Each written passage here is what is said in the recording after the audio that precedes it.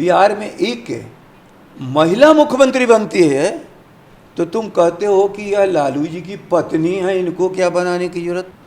हम लोगों ने बेटियों के लिए एक उदाहरण स्वरूप जिसके तुम डिग्री पर जाते हो, उनके लिए हुए निर्णयों पर नहीं जाते हो।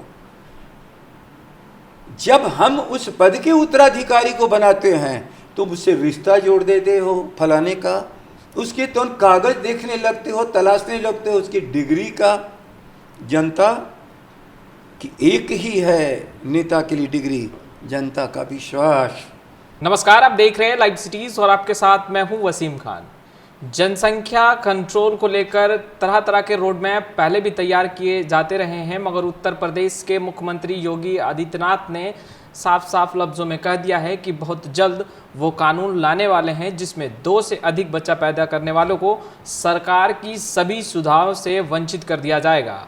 आपको बताते चले, इससे पूर्व की अगर हम बात करें तो संजय गांधी ने भी नसबंदीकरण की प्रक्रियाएं जो हैं वो शुरू की थी और हमारे दो की बातें जो हैं वो निकल कर आई थी। हमारे साथ इस विषय पर बातचीत करने के लिए राजद के बिहार प्रदेश अध्यक्ष जगदानंद सिंह जी हैं, इनसे हम बातचीत करेंगे। सर, संजय गांधी जी जो नसबंदीकरण की तरफ आगे बढ़ रहे थे, योगी आदित्यनाथ जी जो ये कहते नज़र आ रहे हैं कि 2 से अधिक बच्चा पैदा अगर होगा तो सरकारी सुविधाओं की जो लाभ है उन्हें नहीं दी जाएगी, या नीतीश कुमार जी मुख्यमंत्री बिहार के जो हैं वो सही हैं कि महिलाओं को जागरूक होना पड़ेगा, इन 3 नेताओं में सही कौन है?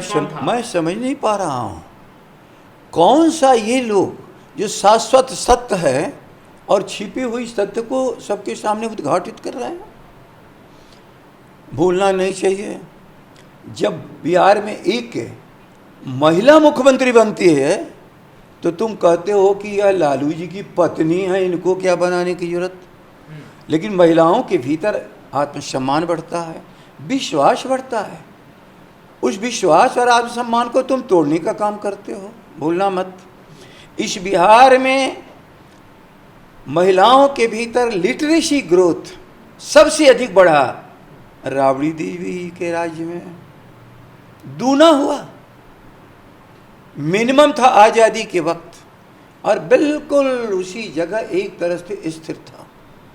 एक दशक में 15% महिलाओं में लिटरेसी रेट बढ़ा।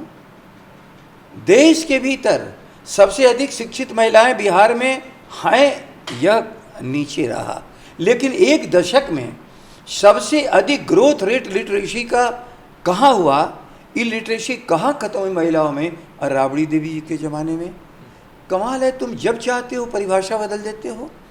तुम परिभाषा बदल देते हो जब हम लोग कहते हैं लड़कियों का स्कूल भी चलाओ लेकिन उस परिवार को शराबी मत बनाओ। जब हम शराब इनके बंद करने की बात करते थे 2006 से लेके 2015 तक, तो कहते थे ये राजस्व वसूल रहे हैं, इसी से बच्चियों को हम पोशाक देते हैं, साइकिल देते हैं, लेकिन भूल जाते थे कि परिवार को हम शराबी बना रहे हैं राजस्व के नाम पर। इन्हीं बेटियों की शिक्षा के नाम पर तुमने शराबी बना दिया उस बिहार को। पहले उससे माफ़ी तो मांगो। महिलाओं को केवल नारी से संतुष्ट नहीं कर सकते हो। महिलाओं के कार्यक्रम, मैं आपसे कह रहा हूँ, एज ए मंत्री मैं सासाराम में गया था, आकर के लड़कियों ने घेर लिया मुझे। हमारी एक डिमांड है, ये जो जेल खाली हुआ है सासाराम का, आप हम लोगों को पढ़ने के लिए कॉलेज के लिए इसी में ज़मीन दे दीजिए। 2 कमरे में बरसों से कॉलेज चल रहा था, जेल में थे। हमने उनसे कहा कि जिन बेटियों की इज्जत प्रतिष्ठा के लिए हम लोग खड़े हैं, एक पूरा परिवार जन्म के दिन से हमारी बेटी की प्रतिष्ठा कैसे होगी शादी तक, और तुम बेटियां हमसे मांग कर दिए जेल में तुम्हारा हम कॉलेज चलाएंगे। पसंद करो, इस सासाराम में सबसे अच्छी ज़मीन कहाँ है, मैं वो तुमको दूंगा। एक जगह हमारे सिंचाई विभाग की ज़मीन 10-15 एकड़ था, हमके ले जाओ, तो उन्होंने कहा नहीं ये तो बाज़ार के बाहर है। तो मुझे भी लगता कि ठीक है। जानते हो, हमारा डिप्टी कलेक्टर सिंचाई विभाग का, रेवेन्यू डिप्टी कलेक्टर का बंगला था कलेक्ट्रेट के बगल में। मैंने सिंचाई विभाग वालों से पूछा, इस शहर के भीतर तुम्हारी कौन ज़मीन है ये? कहा कि एक ही ज़मीन है, डिप्टी कलेक्टर रहते हैं। हम कहे चलो बाहर जाओ, डिप्टी कलेक्टर निकलो, इसमें हमारी लड़कियों का कॉलेज चलेगा। और 1 मिनट के भीतर बेटियों की मांग को मैंने पूरा कर दिया। ये बेटियां जानती थी, डिहरी में हमको घेर लिया।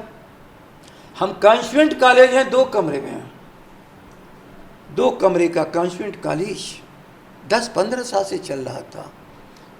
तो हमने कहा कि बोलो ना पसंद कहाँ है तुमको ज़मीन। हमको कहा कि सिंचाई विभाग का पहले जो था हमारा बंधा, वहाँ आप हमको 50 डिसमिल ज़मीन दे दीजिए। हम अफसरों को लेकर के वहाँ गए तो कहा कि जब मैं आ गया हूँ तो बेटियाँ तुम हो, मैं 50 डिसमिल ज़मीन नहीं दूंगा, तुमको 5 एकड़ ज़मीन मैं दे रहा हूँ। और कॉन्वेंट कॉलेज आ गया, शानदार ढंग से चल रहा। ये ज़रूरत पड़ी तो लालू जी के मंत्रि परिषद का एक सदस्य किसी मंत्रि परिषद के फैसले में नहीं ले गया, इमीडिएट अपनी बेटियों के लिए संस्था बना दिया। सीखो नीतीश कुमार, वोट के लिए बेटियों का उन्नति का नाटक करना ये तुम्हारा काम है। हम लोगों ने बेटियों के लिए एक उदाहरण स्वरूप, जिसके तुम डिग्री पर जाते हो, उनके लिए हुए निर्णयों पर नहीं जाते हो। जब हम उस पद के उत्तराधिकारी को बनाते हैं तुम उससे रिश्ता जोड़ देते हो फलाने का, उसके तुम कागज देखने लगते हो, तलाशने लगते हो उसकी डिग्री का। जनता की एक ही है नेता के लिए डिग्री, जनता का विश्वास। जनता के विश्वास पर खरा उतरने की ताकत राबड़ी देवी जी में थी। महिलाओं में 15% 1 दशक में उनके इलिटरेसी को हटा के लिटरेसी रेट को बढ़ाया। कागज है, दस्तावेज है, बताओ यदि गलती हमारा निर्णय था तो। सासाराम का और डेहरी का लड़कियों के कॉलेज को कैसे हम एक सामान्य मंत्रि परिषद का सदस्य तुरंत अपने स्थल पर ही उनको कहा कि कॉलेज के लिए मैं दे रहा हूँ, क्योंकि हम बेटियों के लिए बने हैं, बेटों के लिए बने हैं।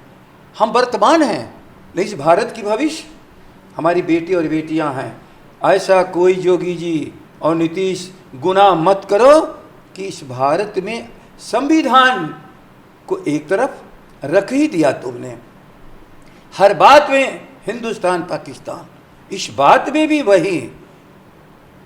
एक तुम्हारे लोग दूसरी बात कह रहे हैं, तुम कुर्सी पर बैठ के दूसरी काम कर रहे हो। योगी जी, तुम्हारी हैसियत है कि भारत के संविधान से अलग जाकर के निर्णय करो, और यदि हैसियत है तो इसका मतलब नरेंद्र मोदी से तुम अपने को बड़ी हैसियत वाला समझते हो। और भारत के संविधान के अनुसार कार्यपालिका का नियंत्रण, नीतियों का कार्यान्वयन पार्लियामेंट करता है, संविधान का संशोधन वो करता है, और भारत का प्रधानमंत्री कार्यपालिका का प्रधान होता है, और जनता की तरफ से राष्ट्रपति होता है, दस्तखत उसके होते हैं। इसलिए अब इस पर मैं कोई अधिक नहीं कह रहा हूँ। मैं सबके लिए, जो पूर्व में है, जो वर्तमान में है, जो कानून में है, जो संविधान में है, जो हम लोगों ने किया और जो इन लोगों ने कर करके नाटक किया, मैंने सभी बातें आपके सामने रखी।